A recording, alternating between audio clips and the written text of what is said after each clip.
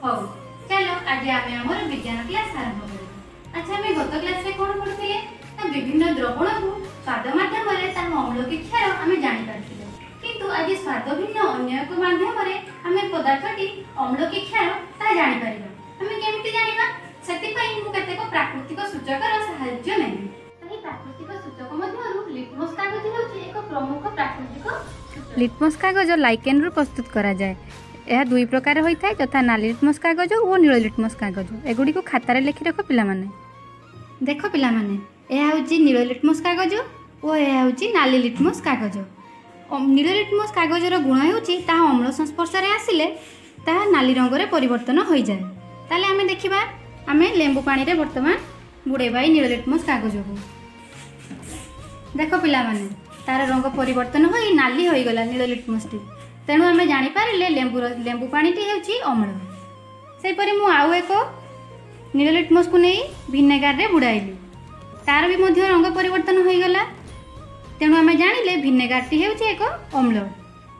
मु आउ एक नील लिटमस कागज नहीं खाइबा सोडा पानी रे बुड़ाइली, तार किछि रंग परिवर्तन हैला कि पिला माने हैला नहीं।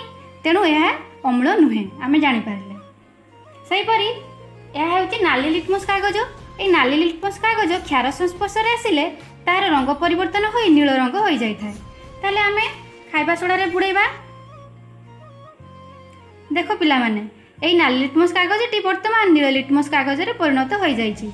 तेणु आमे जानि पारिले एहा हेउछि क्षार। सेपरि आउ एक नाली लिटमस कागज नहीं मु साबुन पानी रे बुड़ाइली।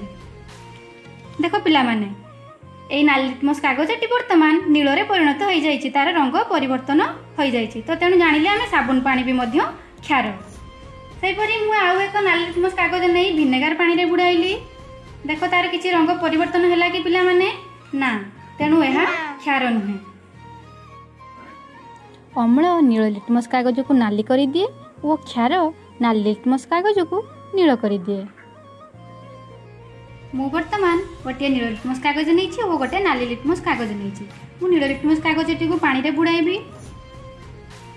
देखुची तार कौनसी रंग परिवर्तन हेउ नाही। मु पुणी नाली लिटमस कागज टी को साधारण पानी रे बुड़ाइली, तार मध्य कौनसी रंग परिवर्तन हैला नाही। तो आमे जानि पारिलु पानी टी क्षार नुहे किंबा अम्ल नुहे। एहीपरि द्रवण को आमे प्रशमित द्रवण बोली कहिबा। जो द्रवण रे लिटमस कागजर कौनसी रंग बदले नाही ताहाको प्रशमित द्रवण कहा जाए। एही द्रवण अम्लीय किंबा क्षारीय होई न थाए। अम्ल और क्षार जानिया पई अन्य एक प्राकृतिक सूचक हेउची मंदार फूल। एही मंदार फूल पाखुडा को आमे गरम पानी रे पकाई सेथिरे आमे गोटे द्रवण प्रस्तुत करि परिबा।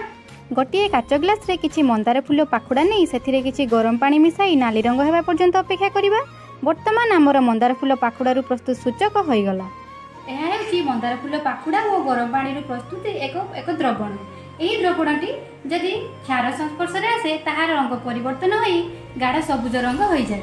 देखिबा आमे वर्तमान ताहा खाइबा सोडा रे पकाइबा, जदि तार रंग परिवर्तन हेबो ताहले आमे जानिबा एही पदार्थटी एही द्रवणटी हेउची क्षारीय द्रवण। देखो पिला माने तार रंग परिवर्तित होई सबुज रंग होई गला। सेहीपरि एही द्रवणटी को जदि आमे अम्ल संस्पर्श रे आसीबो, अम्ल सहित मिसिबो, ताहले ताहार रंग परिवर्तन होई गोलापी रंग रे परिवर्तन होबो। आमे विनेगार किछि नै जे से विनेगार रे मु वर्तमान एही मंदार फूल द्रवण टी को मिसाइबी। जदि तार रंग परिवर्तन होई गोलापी रंग होई जिवो ताहले जानिबा हे हेउची अम्ल। आमे देखुचे पिला माने विनेगार टी रो रंग परिवर्तन होई जाई वर्तमान गोलापी रंग होई जाईछि। तेणु आमे जानिले विनेगार हेउची एक अम्लीय पदार्थ। मंदार फूल पाखुडारू प्रस्तुत द्रवण को मध्य सूचक रूप व्यवहार करा जाए। एही सूचक अम्लीय द्रवण सह मिसिले पातळ रंग और क्षारीय द्रवण सह मिसिले सबुज रंग होई जाए। अन्य एक प्राकृतिक सूचक हेउची हळदी। एही हळदी जदि क्षारीय पदार्थ संस्पर्श रे आसीबो ताहे तार रंग परिवर्तन होई नाली रंग रे परिणत होबो। वर्तमान गोटे कागज रे किछि हळदी लगाई गोटे हळदी कागज प्रस्तुत करछि। सेथिरे मु साबुन पानी रे वर्तमान गोटे चित्र अंकन करिबी। देखिबा तार रंग केमिति परिवर्तन हेउछि। देख पिला माने हळदी कागज उपरे मु साबुन पानी रे चित्र प्रस्तुत करूछि और मोर चित्रटी नाली रंग हो जाउछि। तमे एमिति चित्र प्रस्तुत करी तुम सांग मानक जन्मदिन रे हेबु बा अन्य कोनोसी समय रे अभिनंदन पत्र मध्य देई परिबो। हळदी क्षारीय द्रवण संस्पर्श रे आसिले ताहा नाली रंग रे परिवर्तन हो जाए। आज तुम विज्ञान क्लास एतिक रहा मु वर्तमान जी पाठ पढ़ेली तुमको से किसी प्रश्न देवी तुम्हें तार उत्तर मत कमेंट सेक्शन में लिखि जन। प्रश्न गुड़िक हेउछि लिटमस कागज डैश रु प्रस्तुत हुए। जल हेउछि एक डैश द्रवण, क्षार हलदी संस्पर्श रे आसिले डैश रंग हो जाए। आज विज्ञान क्लास तुम ये समाप्त है। पुणी देखा आगामी क्लास रे। सेते पर्यंत घरे रुहतु और सुस्थ रहतु।